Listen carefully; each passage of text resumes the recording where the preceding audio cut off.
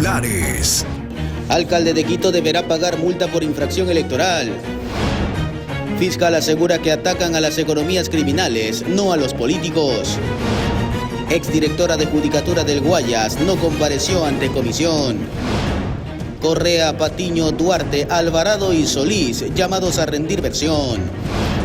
Decomisan 1.3 toneladas de cocaína en la vía Manta-Jaramijó. En Estados Unidos, expresidente de Honduras fue declarado culpable de narcotráfico. Y en los deportes, Marlon Chito Vera aprobó el pesaje y está listo para la pelea.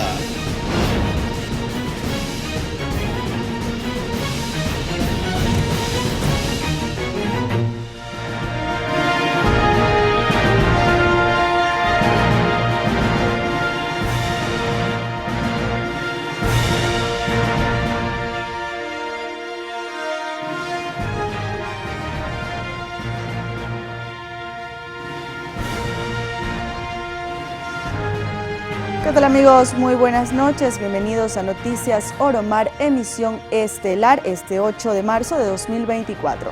La Fiscalía General del Estado solicitó fecha y hora para vincular a 13 personas más al caso Metástasis, entre ellas el ex asambleísta Ronnie Aliaga, la ex comisionada colombiana Claudia Garzón y la fiscal provincial del Guayas, Yanina Villagómez. Frente a esto, uno de los primeros en reaccionar fue Aliaga, quien calificó la acción como una crónica de una persecución anunciada.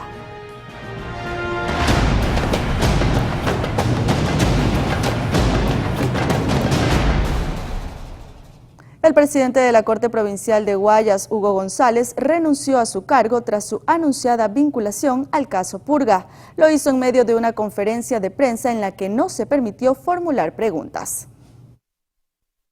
Apenas el 11 de enero pasado había asumido la presidencia de la Corte Provincial del Guayas. Hugo González reemplazó a Fabiola Gallardo, pero no duró mucho en el cargo. Aunque no fue detenido en el caso Purga, la fiscal Salazar aseguró que se lo vinculará próximamente y hoy González optó por renunciar. La honorabilidad y prestigio de la presidencia de la Corte Provincial de Justicia del Guayas se ha puesto en duda.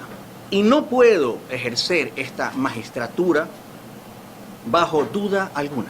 No he beneficiado a políticos, delincuentes, narcotraficantes, ni persona alguna mencionado en los casos Metástasis o Purga. He resuelto eventualmente ejercer mi derecho a la defensa sin esta investidura. Y por ello presento mi renuncia al cargo de presidente, para que no se diga que tengo un interés de este cargo influenciar o hacer alguna cosa. Debido al carácter de irrevocable de la renuncia, el Pleno conocerá de la misma el próximo lunes para iniciar así la designación del nuevo presidente o presidenta. Mientras tanto, y de forma temporal, Francisco Morales asumirá la presidencia. Minutos más tarde se pronunció el Consejo de la Judicatura. Hemos venido con todos los equipos técnicos de la ciudad de Quito justamente para tratar de solucionar toda la crisis que se encuentra en esta provincia. El día de ayer tuvimos una sesión en la que declaramos en emergencia, ¿no?, justamente a la provincia de Guayas. Y en ese proceso de emergencia se deberá nombrar también a los jueces de lo penal, tributario y administrativo que reemplacen a quienes están procesados en los casos Metástasis y Purga. Cristian Arias, Noticias Oro Mar. Mientras tanto, la exdirectora de la Judicatura de Guayas, María Josefa Coronel, no compareció ante la Comisión de Fiscalización, donde debía aclarar sobre pronunciamientos efectuados en el marco del caso Purga. María Josefa Coronel dejó plantados a los comisionados. Este viernes estaba prevista la comparecencia de la exdirectora del Consejo de la Judicatura de Guayas, que inició el análisis del caso Purga por posible delincuencia organizada. Las declaraciones emitidas por la doctora Coronel a un medio de comunicación en la que señalaba que era Vox Populi, que el ex asambleísta socialcristiano Pablo Muentes, quien guarda prisión preventiva por este caso, tenía interés en la justicia. La no presencia en forma telemática de la ex titular de la Judicatura molestó a la presidenta de la Comisión de Fiscalización. La señora María Josefa Coronel sí ha tenido tiempo para ir a medios de comunicación donde ha dado declaraciones escandalosas para el país, pero no ha tenido tiempo de venir al órgano de control político, como es la Comisión de Fiscalización, donde definitivamente tendría que explicarle a la ciudadanía sus declaraciones. Doña Pamela también reclamó que la Fiscalía no haya llamado a Coronel para que explique sus declaraciones sobre la situación de la justicia de Guayas, tras adelantar su interés por tenerla ante la comisión. Por ello, la volverá a convocar. En la legislatura no está claro quién debería estar al frente de las investigaciones de los actos de corrupción y otros delitos detectados por la Fiscalía y que podrían tocar a la función legislativa. Horas atrás, el presidente de esta función afirmaba que si bien la competencia de fiscalizar la tiene la comisión respectiva, no se cierra la posibilidad de que una comisión multipartidista indague el caso Purga. En relación a este mismo tema, la fiscal Yanina Villagómez aseguró no conocer al exasambleísta Pablo Muentes. Escuchemos. Doctora, ¿algo usted tuvo que ver con Novita, Novillo? Señores, no he tramitado ningún caso de Noreiro, no he sustanciado, no he tramitado ningún expediente, ¿sí? ¿Qué le preguntaron con el señor Muentes? Eso es de... Yo ni lo conozco, el señor Muentes. Doctor, ¿cómo manejar la defensa de la doctora en estos momentos? Sí, pero no sabemos ni siquiera nosotros qué... Doctor, Por favor, ya hemos concluido. Y durante la audiencia del caso Purga, la fiscal Diana Salazar afirmó que Daniel Salcedo y Allen Berbera son amigos, además que el procesado por corrupción hospitalaria y caso Metástasis lo habría ayudado para alcanzar la presidencia del Consejo de Participación Ciudadana y Control Social. Allen Berbera, expresidente del Consejo de Participación Ciudadana y Control Social, y Daniel Salcedo eran amigos. Así lo afirmó la fiscal Diana Salazar durante una de las audiencias de formulación de cargos del caso Purga. Salazar contó que Salcedo impulsó a Vera, también miembro de la denominada Liga Azul, grupo promovido por el correísmo en las elecciones seccionales de febrero de 2023, para que se haga con la presidencia del Consejo. La fiscal habló de una conversación entre Salcedo y Mayra Salazar, exasesora de la presidencia de la Corte Provincial de Justicia del Guayas, que encontró en el teléfono de Salazar. Este chat se produjo en un sistema de mensajería llamado Sanji. Salcedo decía a Mayra Salazar que él fungía como relacionista público y que quería que la presidenta de la Corte del Guayas, Fabiola Gallardo, conozca los candidatos que tiene para la presidencia del CPCCS. Y resalta que el más opcionado es el ex abogado del presidente Rafael Correa, Allen Berbera. 12 días después, Vera ganó la presidencia del Consejo y apenas asumió el cargo, dio paso a una investigación en contra de la fiscal Diana Salazar. Este proceso se dio por un supuesto plagio de tesis, lo que fue desmentido incluso por la Universidad Central. Allen Berbera no está procesado en el caso Purga, pero sí fue destituido por la Corte Constitucional tras la intención de evaluar el proceso en el que ellos fueron posesionados e irse en contra del dictamen del máximo órgano de control de justicia constitucional. En Quito, Juan Correa Rodríguez, Noticias Oromar.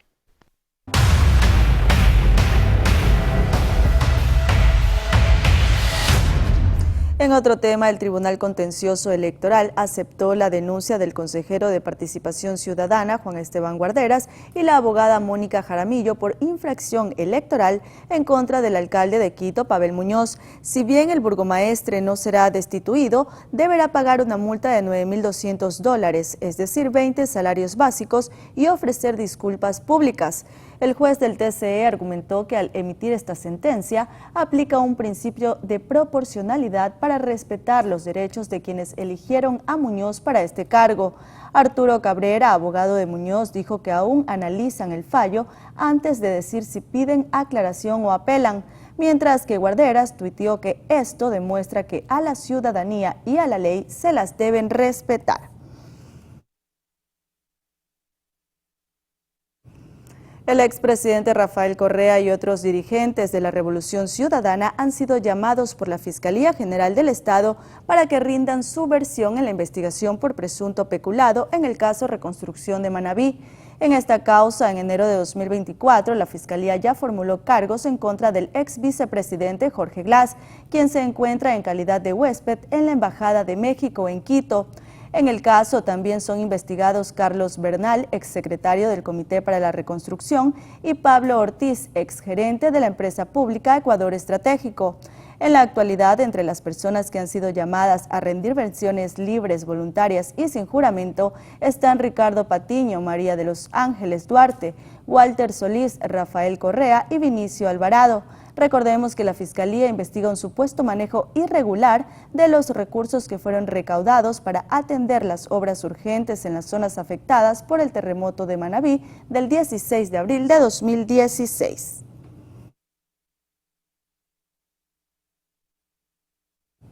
En la segunda conferencia internacional del Consejo de Seguridad Penitenciaria y Ciudadana en Quito, el presidente de la República, Daniel Noboa, reveló que la toma del canal de televisión fue un intento de golpe de Estado. El estado de excepción fue extendido por 30 días más por el primer mandatario, quien la mañana de este viernes, en la clausura del Seminario Internacional sobre Seguridad y Delincuencia, organizado por la Comunidad Europea, justificó la medida por ser necesaria. Daniel Noboa dijo que su lectura de lo que pasó aquel 9 de enero, cuando delincuentes tomaron por sorpresa TC Televisión, se trataba de un intento de golpe de Estado para desestabilizar a su gobierno. Como con un intento de golpe de Estado, porque eso era lo que estaba planificado. Afirmó que él tuvo la oportunidad y la valentía de declarar la guerra al terrorismo. Su mensaje fue contundente y direccionado cuando afirmó que no va a tolerar que se utilice a los derechos humanos como escudo para que puedan asesinar a quienes quieran, mientras que las fuerzas del orden sufren todo tipo de ataques. El presidente reveló que, al igual que la fiscal general, recibe amenazas contra su vida. A veces conversamos, comparamos amenazas. Dice, bueno, ¿y cómo te fue hoy? Hoy dice que me iban a poner un coche bomba. Ay, chuta, qué pena. Y a ti, bueno, hoy vinieron unos militares, cruzaron la frontera por el norte y me querían matar. Ay, chuta, qué pena. De su lado, Diana Salazar aclaró que su labor no está direccionada como han pretendido posicionar, aclarando que las tramas del narcotráfico se han ligado a la justicia y a la política. Que bajo ningún concepto se pueden ensuciar con la política. No nos confundamos. Atacamos a las economías criminales, no a los políticos. El crimen organizado es un fenómeno complejo y dinámico con enormes efectos negativos cuyo combate requiere la intervención de todos, ha puntualizado la fiscal, tras adelantar que ahora va por las estructuras económicas del crimen organizado. Y seguimos hablando del primer mandatario porque fuentes de la SECOM indicaron que debido a las amenazas que ha recibido, se tomó la determinación de que porte un arma de fuego para sus actividades en territorio. La SECOM confirmó lo que se rumoraba. Es que al presidente de la República, Daniel Noboa, se le ha visto portando un arma de fuego en su cintura, especialmente durante una actividad de entrega de ayuda humanitaria a las familias afectadas por el invierno el pasado 29 de febrero en Manabí. En un audiovisual difundido en redes sociales del jefe de Estado, se observa el arma. Esto mientras entregaba ayudas y caminaba por las zonas afectadas por las fuertes precipitaciones en la provincia de Manabí. Fuentes de la Secretaría de Comunicación confirmaron la veracidad de las imágenes, argumentando que es una medida de seguridad. Añadieron que el primer mandatario Daniel Noboa ha sido objeto de constantes amenazas en contra de su integridad, por lo que han tomado la decisión de extremar las medidas de seguridad y protección, sobre todo en las salidas a territorio donde se aumenta el riesgo del mandatario. Nosotros, algunos están sentados aquí, la fiscal es una de ellas, recibe amenazas todos los días.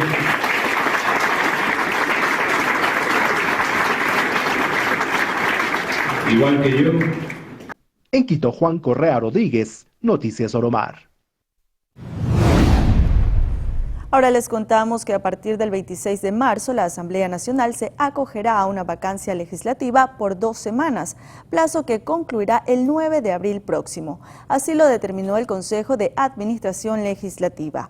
Con el receso se suspenden las sesiones del Pleno y de las comisiones especializadas permanentes. El presidente del Pleno, Henry Kronfle, explicó que esta decisión se tomó por efectos de la obligatoriedad establecida en el artículo 123 de la Constitución y la Ley Orgánica de la Función Legislativa de mantener 2 recesos al año de 15 días cada uno.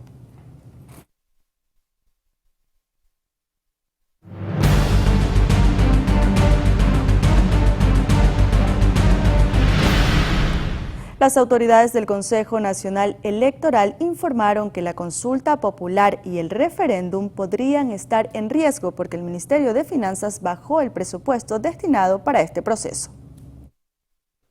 En el Consejo Nacional Electoral hay incertidumbre por si se pueda realizar la consulta popular y el referéndum el próximo 21 de abril. La falta de recursos por parte del Ministerio de Economía y Finanzas pone en riesgo el proceso democrático propuesto por el presidente Daniel Noboa. El calendario electoral tiene 7 días de retraso debido a la falta de recursos. De hecho, de los 60 millones que se presupuestaron, el CNE únicamente recibiría 40 millones de dólares. En el interior del organismo están preocupados por el desarrollo de la consulta. Según el consejero José Cabrera, la falta de recursos retrasa las contrataciones y pone en riesgo el proceso electoral. Sostuvo que el Ministerio de Finanzas redujo el presupuesto de forma unilateral, inconstitucional y arbitrariamente. El Consejo Electoral no puede correr esas aventuras.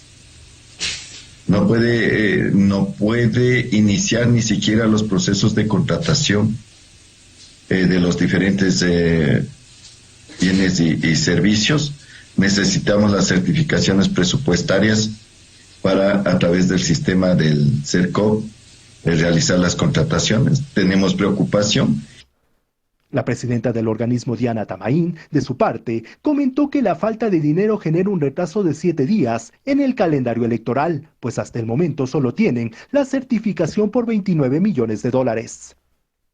La funcionaria añadió que hasta el jueves el CNE ya debió entregar anticipos de los contratos con la Policía Nacional, Fuerzas Armadas, el IGM y la empresa integradora de los paquetes electorales. Atamaín aclaró que el 11 de marzo debía empezar el proceso de inscripción de papeletas. Si bien el proceso no puede ser suspendido porque sería ilegal, pueden tomar en cuenta otras alternativas argumentando fuerza mayor. Actualmente el CNE mantiene deudas con proveedores por los procesos electorales de 2023. En Quito, Juan Correa Rodríguez, Noticias Oromar. Mientras tanto, 7 agrupaciones políticas y 3 de la sociedad civil fueron habilitadas para que participen de la campaña por la consulta popular y el referéndum del 21 de abril. El Consejo Nacional Electoral se pronunció sobre las organizaciones políticas y sociales que podrán hacer campaña para la consulta popular prevista para el próximo 21 de abril. Del total, 7 son movimientos políticos. Unidad Popular, que respaldará el no. Movimiento Creo apostará por el sí, al igual que Pueblo, Igualdad y Democracia. Mientras que Movimiento Amigo apoyará el sí en 9 preguntas y el no en 2. Partido Avanza respaldará también al sí, mientras que Pachacutic el no, coincidiendo con Partido Socialista Ecuatoriano.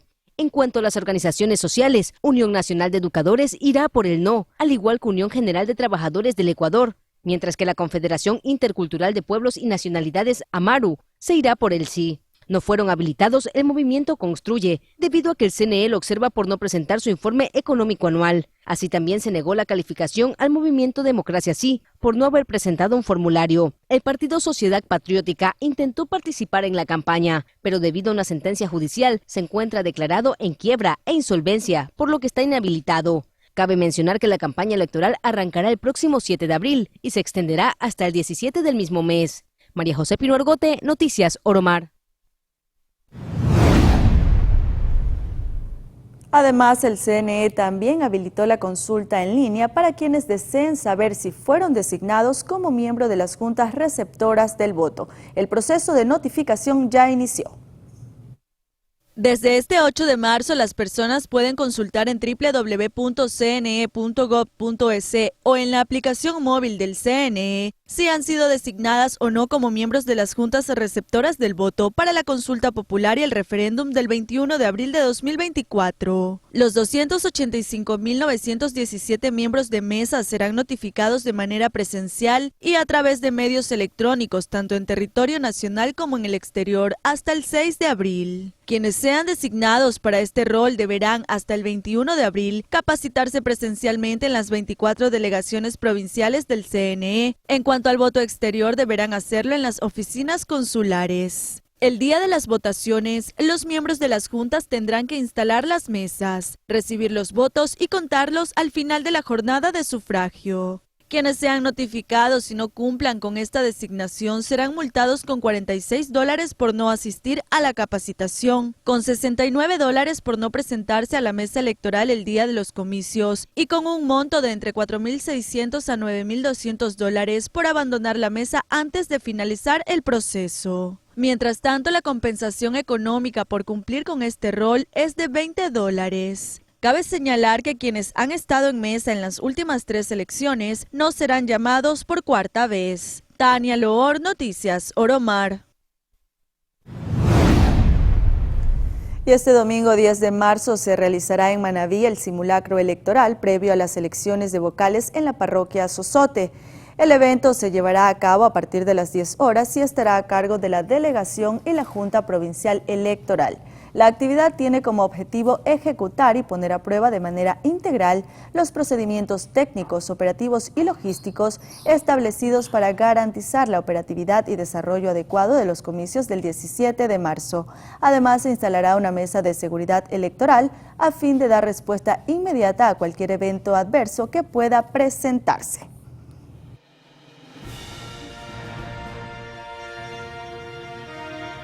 Y con esto hacemos la primera pausa comercial, pero manténgase en nuestra sintonía porque ya regresamos con más información.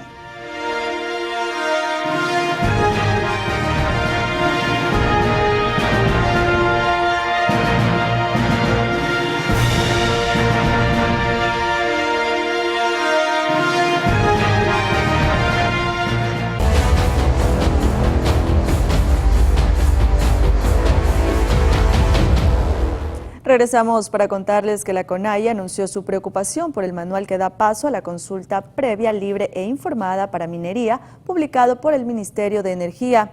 El documento fue emitido mediante acuerdo ministerial del 6 de marzo de 2024 y suscrito por el ministro de Energía subrogante, Ramiro Díaz. Según la CONAIE, este acuerdo se percibe como un nuevo intento de evadir e irrespetar los derechos consagrados en la Constitución y en los tratados internacionales, así como las decisiones en la Corte Constitucional. Además, el movimiento indígena advierte al Gobierno Nacional con tomar acciones legales y medidas de hecho para garantizar el respeto a los derechos colectivos.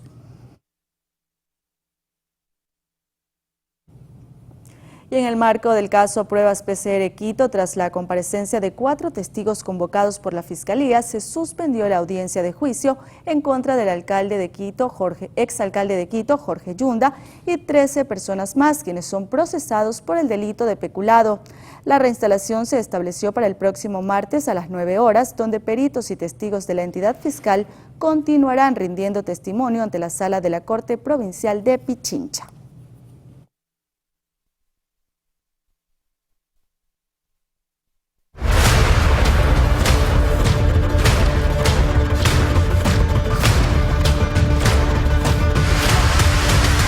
Autoridades del Distrito de Salud dieron a conocer los índices de contagio de dengue en Santo Domingo. La mañana de este 8 de marzo, las autoridades del Distrito de Salud 23D01 dieron a conocer los índices de personas contagiadas de dengue, y es que Santo Domingo es considerada como la provincia con más casos a nivel nacional, luego de reportar 1.538 casos hasta la 9ª semana epidemiológica del 2024. Nosotros estamos, como le refiero, tenemos una población muy extensa, por lo tanto se trabaja con cronogramas semanales, ¿sí? Sin embargo, se pone énfasis en los casos que nos reportan. Por su parte, Sara Jumbo, responsable epidemiológica del Distrito de Salud, nos comenta sobre las cifras hasta la actual semana epidemiológica. Los casos de incremento con relación al año pasado es muy notorio, ¿sí? Tenemos hasta la presente fecha 1.538 casos de dengue, de los cuales 1.358 han sido catalogados como dengues sin signos de alarma. Existieron 179 casos de dengue con signos de alarma y de estos un dengue grave, el cual se recuperó y hasta la presente fecha no tenemos fallecidos por dengue en nuestra provincia. Además, comentaron sobre las campañas que se realizan en los distintos sectores de la ciudad para contrarrestar esta enfermedad, puntualizando que las campañas consisten en realizar fumigaciones ambientales, fumigaciones intradomiciliarias y abatización en puntos estratégicos de la ciudad y zonas rurales con una planificación ya establecida. Jumbo también comentó sobre el reporte de una persona fallecida por dengue en la ciudad de Santo Domingo. Además, enfatizó sobre las medidas de prevención que las familias santodomingueñas deben aplicar en casa. Un fallecido por dengue, pero no corresponde a nuestra provincia. Es un usuario que vino referido de la provincia de Esmeraldas. Darle a la ciudadanía que nos colaboren, que empecemos desde el hogar, eliminando los criaderos de mosquitos. Esta época de lluvia nos hace que se acumulen aguas lluvias en llantas, en baldes, en tapas, en botellas. Sí, solicitarle a la ciudadanía que por favor eliminen los desechos, asimismo la basura. Ante esto, las autoridades piden a la ciudadanía fomentar la cultura del aseo en casa y así lograr bajar los altos índices de contagio que tiene la provincia de Santo Domingo de los Áchilas como la más afectada por esta enfermedad. Por otro lado, el director del SNAI, Luis Aldumbide, aseguró que el hacinamiento en las cárceles del país es actualmente del 14%, calificándolo de preocupante. La situación de las personas privadas de libertad. Al 1 de marzo del 2024 existen 31.717, de los cuales el 94% son hombres y el 5,79 mujeres. Tenemos un hacinamiento del 14.44%. Aquí es importante determinar los delitos homologados por las infracciones. Los primeros tenemos delitos relacionados con drogas, el 25.13%, delitos contra la propiedad, 23.4%, y los delitos de la integridad sexual y reproductiva, el 17.73%. En Guayaquil fueron clausurados 4 inmuebles que funcionaban como clínicas de rehabilitación debido a que no contaban con permisos de funcionamiento ni ofrecían las condiciones de salubridad óptimas.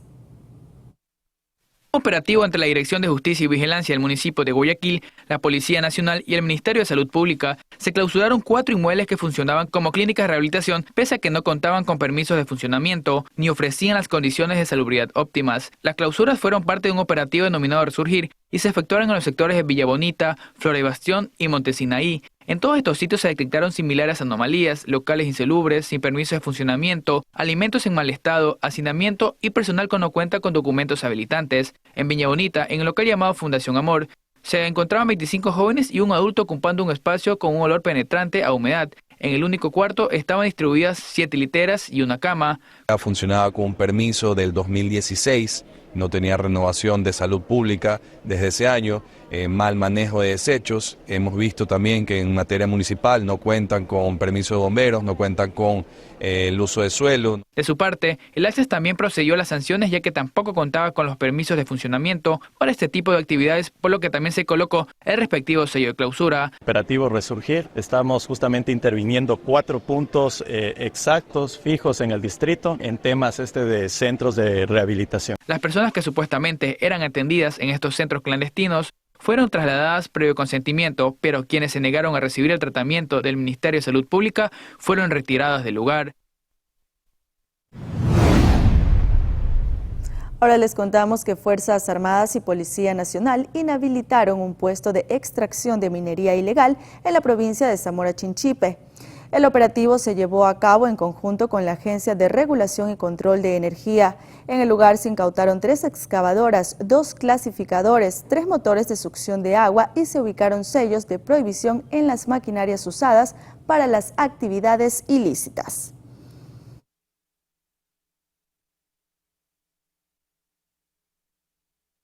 Y mucha atención porque la Policía Nacional reaccionó sobre un video que circula en redes sociales donde se observa que un padre de familia golpea violentamente a su hijo en el Guasmo Sur de Guayaquil. La institución del orden comunicó que se solicitará una investigación para obtener más información acerca del caso. Una cámara de seguridad captó el momento en que el progenitor reacciona de manera agresiva tras conocer las notas académicas del estudiante. Al momento, el joven se encuentra bajo custodia de su madre.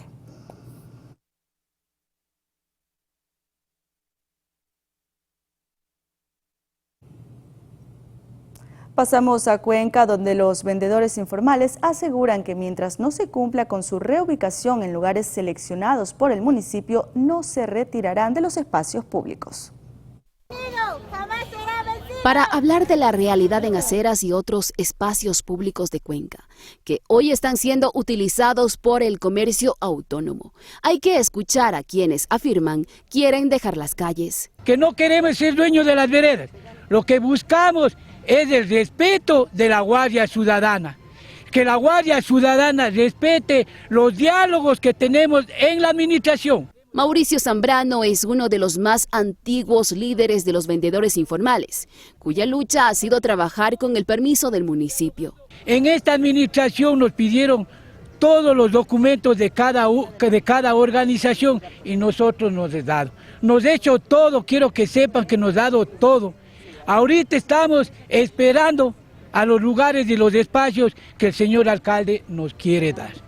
Es el deseo de unas 1.500 personas que conforman la Federación de Comerciantes Minoristas, FEDACOMI, la Federación de Trabajadores Autónomos de la SUAY, FETRAPAS, y la Asociación 9 de Enero. Estamos ubicados, le vuelvo y les repito, a mi Reina Feria Libre, a Amazonas, UPC, sector de la 9 de octubre, escuelas y colegios, plazas y parques, estamos en todos esos sectores. Entonces nosotros estamos con nuestra debida identificación uniforme.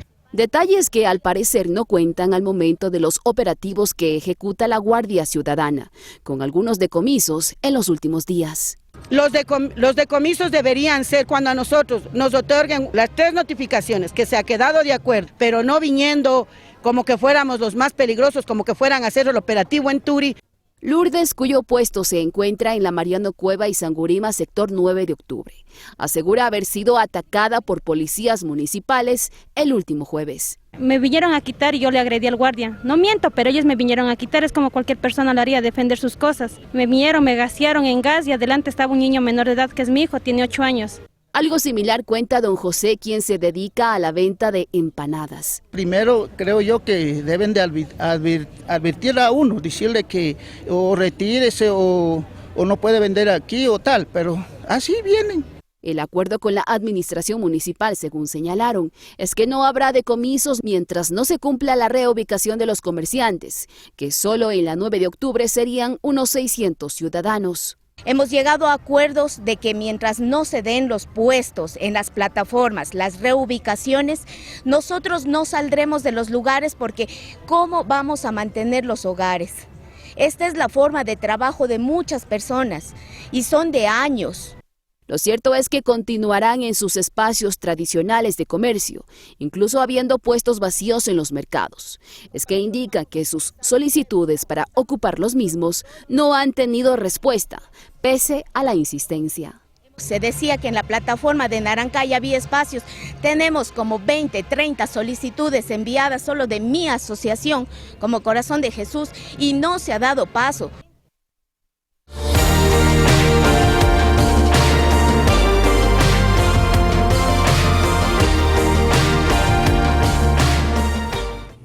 A propósito del Día de la Mujer, la ministra Ariana Tanca aseguró que nunca existirá un presupuesto suficiente para combatir la violencia de género.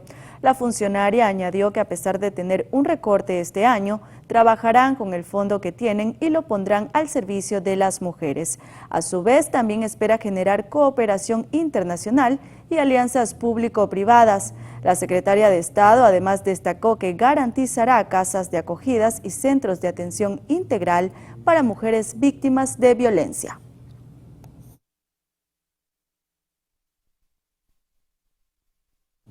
Mientras tanto, el autor del asesinato de Maribel Castillo, hecho que ocurrió en Cuenca, deberá cumplir 34 años y 8 meses de privación de libertad. 34 años y 8 meses de cárcel para quien asesinó a Maribel Castillo, una enfermera de 47 años. Bastante duro el volver a recordar lo que sucedió el 21 de febrero del 2023, a eso de las 2 de la mañana aproximadamente, en la ciudadela Orquídeas, en donde Maribel Castillo Quispe perdió la vida, en la que fue violada, lesionada y asesinada por un loco. por un ciudadano que odia a las mujeres. Una sentencia tras haber pasado un año del crimen que conmocionó a Cuenca. Si no hubiésemos luchado y Fiscalía conjuntamente, que ha llevado la batuta, la que llevaba, es una lucha dura para poder sacar esto. Y yo debo reconocer el trabajo de Fiscalía y de otras personas que definitivamente luchamos hasta obtener esta sentencia. El dictamen de la justicia Azuaya deja un sabor agridulce. La defensa de la familia de Maribel aspiraba a una sentencia por el delito de femicidio. A más de la violación, a más de lo que quiso hacer sexualmente, también hay la agresión, mordiduras, patadas, qué sé yo, y por último, una piedra, y quizás ya después de la muerte, es decir, post-mortis. Entonces ahí se nota que se tuvo un odio al género. Es así que el abogado Gustavo Quito apelará a la decisión del juez. Con la misma pena, no va a cambiar, pero como femicidio. Eso es lo que estamos buscando, con su femicidio, con las agravantes que la Fiscalía comprobó. De esta manera, Carlos C. vivirá 34 años en la prisión. De esta manera hacemos una nueva pausa comercial, pero quédese en nuestra sintonía porque ya volvemos para revisar los detalles de algunos sucesos reportados en las últimas horas.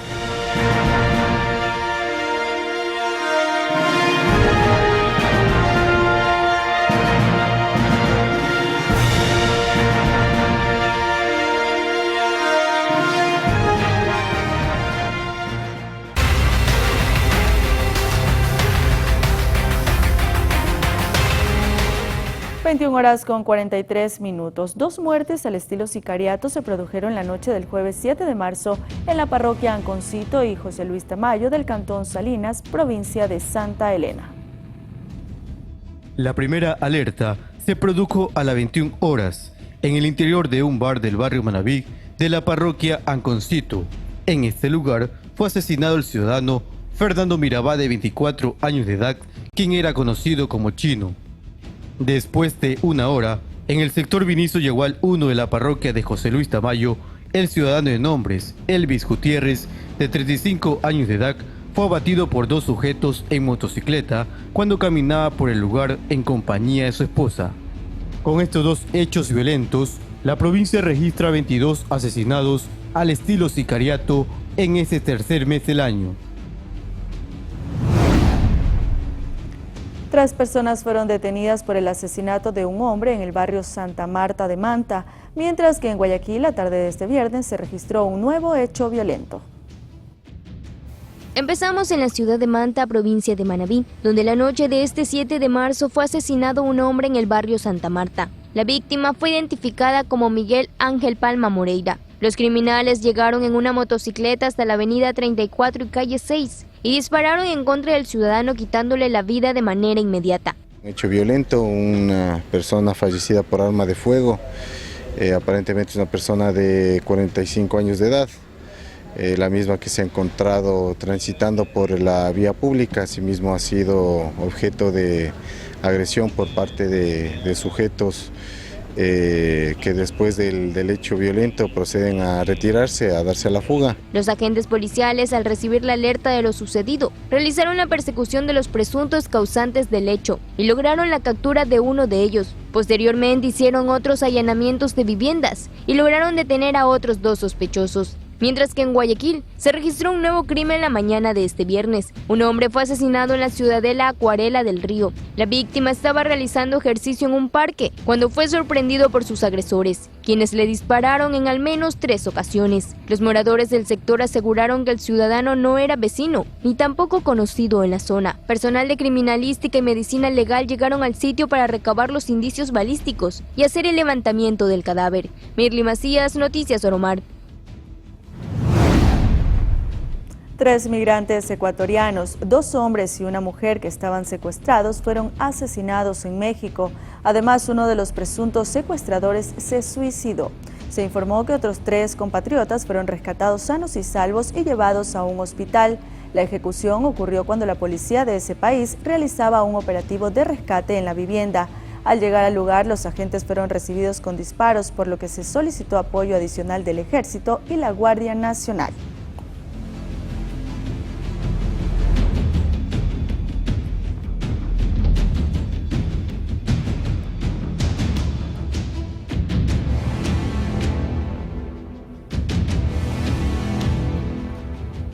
Sujetos que cometen asaltos en semáforos de Guayaquil, cuya imagen se viralizó en días pasados, fueron capturados por la policía. Se viralizaron imágenes de delincuentes apuntando con el arma a sus víctimas, mientras estas esperan que cambie la luz del semáforo en la intersección de Plaza Dañín y Avenida Orellana. Según las investigaciones, la modalidad se ha repetido en Sauces y en la Avenida Parra Velasco.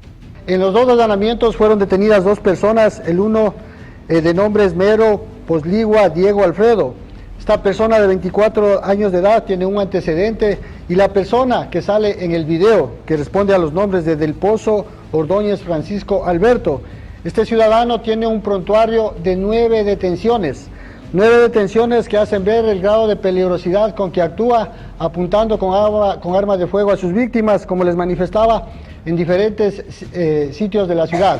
En menos de 48 horas se logró la detención de aquel sujeto que tiene 9 detenciones anteriores y que inexplicablemente recobra la libertad con una facilidad asombrosa. El vehículo de los pillos fue retenido junto a lo robado.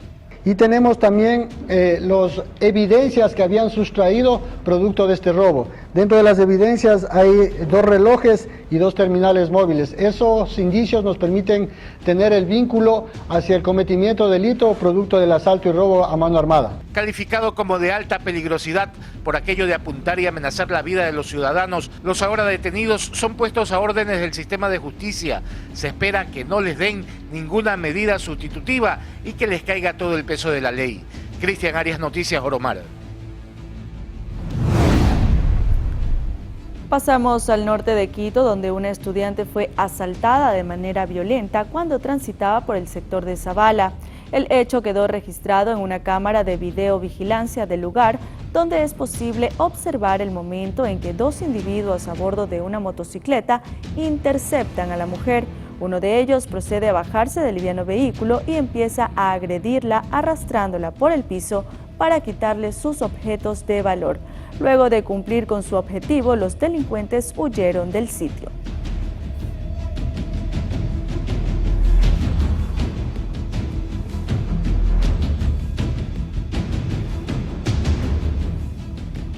La policía detuvo a 13 sospechosos implicados en diferentes casos de secuestro. En uno de ellos, la violencia llegó al punto de mutilar extremidades de la víctima. En el primer caso se detuvo a 3 sospechosos, 2 hombres y una mujer, que habrían sido los autores del secuestro de una ciudadana china, y en cuyo poder se encontraron un arma de fuego, 3 celulares, 3 vehículos y 50 municiones. El primer caso es una ciudadana de nacionalidad china que fue secuestrada por un tiempo aproximado de 5 días y 3 horas. Esta persona fue secuestrada en el sector de Portete. El monto que pedían para su liberación era de $200.000. El otro caso se logró la liberación de un comerciante en el Guasmo, pero justo cuando la policía lograba rescatarlo, descubrieron que en un carro había otra víctima de secuestro. Al final lograron apresar a 7 delincuentes. Las 7 personas detenidas presentan varios prontuarios por delitos como tenencia ilegal de arma, tráfico de sustancias sujetas a fiscalización y también asociación ilícita. Dentro del operativo tenemos que lamentar la muerte de una ciudadana, que es la ciudadana que aparentemente lideraba esta banda delictiva. El último caso dejó como resultado la detención de 3 secuestradores que habían cortado los dedos a la víctima para exigir el pago de un rescate. Lastimosamente esta víctima fue mutilada, un dedo del pie y un dedo de la mano, como una muestra de la violencia que cometieron estos delincuentes. Entonces, en este caso y en los casos anteriores, se debería dar la pena que establece el Código Integral Penal, con agravantes, que dice 22 y 26 años. Nosotros hemos podido identificar a uno de los líderes de estas bandas, que es alias Gato Celi. Esta persona en 2 meses ha tenido 3 detenciones y sin embargo sigue liderando las bandas que están dedicándose al secuestro y a la extorsión. La policía espera que con las 13 detenciones se logre obtener información que permita atrapar nuevamente al tal Gato Celi y que la justicia por fin aplique la pena máxima que señala la ley. Cristian Arias, Noticias Oromar.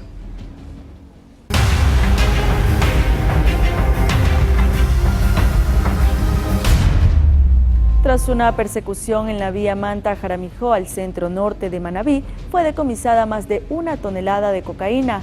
La operación también dejó detenidos e indicios vinculantes decomisados. 33 sacos de yute en los cuales había 1.3 toneladas de clorhidrato de cocaína fueron decomisados en la provincia de Manabí. Día de hoy, aproximadamente a las 12:30, servidores policiales del eje preventivo, al realizar un patrullaje de rutina en la vía Manta-Jaramijó, pueden observar la actitud inusual de un vehículo camión marca Hino, color blanco, el cual adopta una conducta evasiva. Al control policial se inicia la persecución, logrando interceptar al vehículo a la altura del Río Blanco, donde luego del registro correspondiente se puede verificar que en su interior contenía 33 sacos de yute con un aproximado de 1.300 bloques de una sustancia sujetas a fiscalización. La operación dejó 3 capturados y también indicios vinculantes. Edgar Gregorio A, de 36 años, de nacionalidad ecuatoriana, el conductor del camión, y además de los ciudadanos Ítalo Raúl S, de 37 años, de nacionalidad ecuatoriana, y Miguel Armando G, de 35 años, de nacionalidad colombiana, quienes no poseen antecedentes y que luego de la línea investigativa presumiblemente se encuentran vinculados al cometimiento de este ilícito. Un vehículo tipo camión marca Hino, un vehículo tipo tanquero Hyundai, 2 terminales móviles, un radio de comunicación de largo alcance. Este cargamento está valorado en Ecuador en $3 millones y de llegar a mercados internacionales en $50 millones. Indicándoles además que se ha sacado del mercado aproximadamente 13.140.000 dosis que podrían ir al consumo de los países donde iba destinada estas alcaloides. Verificando los inmuebles del sector, ya hemos coordinado ya con Fiscalía, realizamos las verificaciones para primero constatar si existe algún centro de acopio cercano y lógicamente pretendían evacuar esta alcaloide vía marítima. Con esta incautación en lo que va de 2024 se han decomisado más de 8 toneladas de cocaína. Todos estos cargamentos han estado destinados para ser movilizados vía marítima hacia mercados internacionales. Belén Mendoza, Noticias Oromar. El mejor de los éxitos para nuestro compatriota Marlon Chito Vera. De seguro todos estaremos apoyándolos. Y de esta forma, bueno, nos despedimos. Gracias por su sintonía durante toda esta semana. Recuerden que el domingo tenemos más información para ustedes. Buenas noches.